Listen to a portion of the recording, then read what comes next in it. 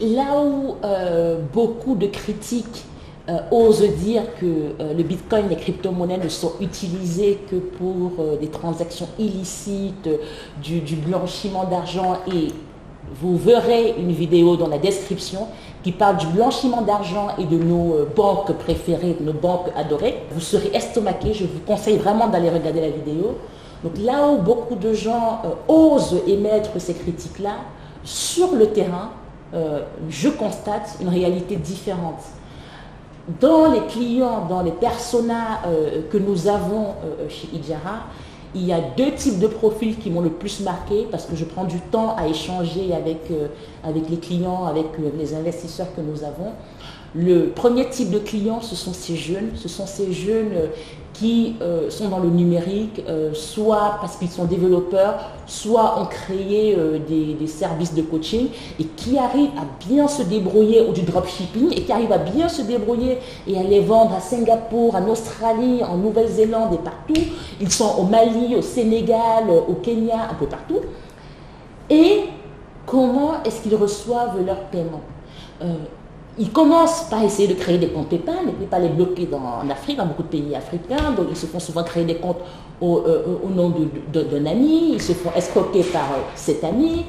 Ensuite, quand ils arrivent tant bien que mal à créer un compte PayPal, de temps en temps, PayPal bloque leur argent pour 180 jours. Et vous savez comme moi que 180 jours, ce n'est pas rien. Quand ils doivent passer par des comptes bancaires, l'envoi de 100 $, il ne leur arrive que 30 $ parce que les banques se sont servies en frais de transaction, frais de conversion, etc., etc. Et en plus, ça arrive au bout de 2 semaines. Donc, quelle solution ces jeunes ont? Aujourd'hui, avec leur portefeuille Bitcoin, ils ont le moyen de se faire payer directement en Bitcoin. Pas de possibilité de saisir leur argent, c'est instantané, les frais sont minimes et c'est une liberté accrue qu'ils ont, et ils peuvent se focaliser leur énergie sur développer leur business, commencer à penser qu'est-ce qu'on va faire demain pour accroître l'audience de mon business, plutôt que de perdre de l'énergie pour réfléchir comment est-ce que je fais venir mon argent à X, Y ou Z. Le deuxième profil de client qu'on observe, du cas d'usage de la crypto-monnaie des Bitcoin en Afrique, c'est nos commerçants. J'ai mon petit commerce au marché central, je reçois de la marchandise par un partenaire à Dubaï ou en Chine. Malheureusement, avec le contrôle des devises, de faire des virements, il faut passer par la signature de pas mal d'instances, ou alors même ça prend tellement de temps que l'opportunité, j'ai vu une promo en solde dessus Alibaba, AliExpress, 50% uniquement pour quelques heures.